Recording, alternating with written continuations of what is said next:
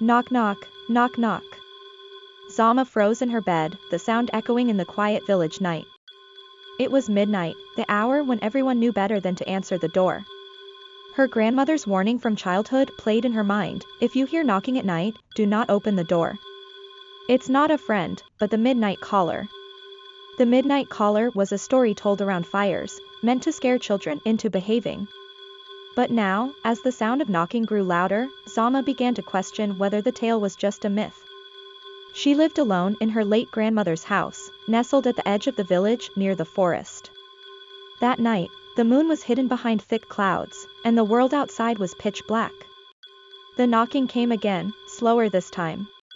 Knock, knock. Zama's heart pounded.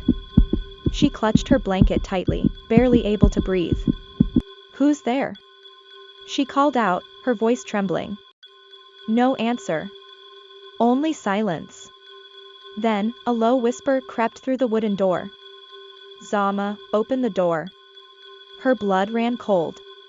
The voice was raspy, almost human, but not quite.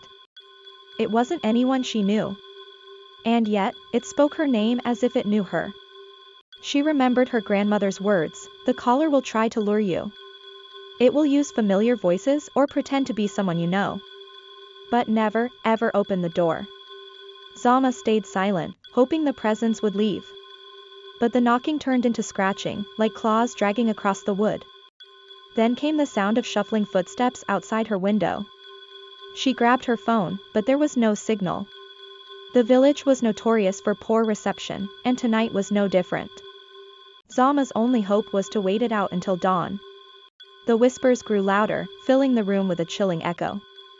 Zama, don't you miss me? Her heart skipped a beat. It was her grandmother's voice. But her grandmother had been dead for over a year. Zama, it's me, open the door, my child. I've missed you. Tears welled in her eyes as fear and grief collided. The voice was so familiar, so comforting, but something about it felt wrong.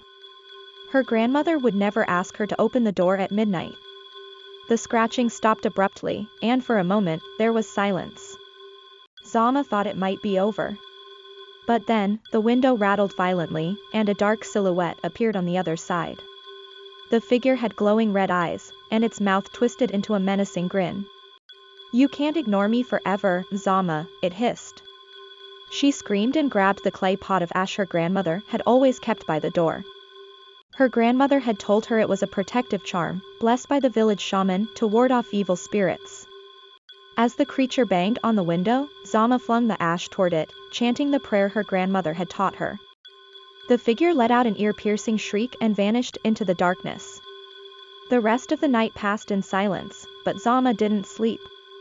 When dawn broke, she opened the door cautiously. There were no signs of the midnight caller, only deep claw marks on the wood and footprints leading into the forest. From that day on, Zama kept the pot of ash by her side and made sure to warn the children in the village: if you hear a knock at midnight, no matter who you think it is, never open the door. And so, the legend of the midnight caller lived on, a chilling reminder to always heed the wisdom of the elders.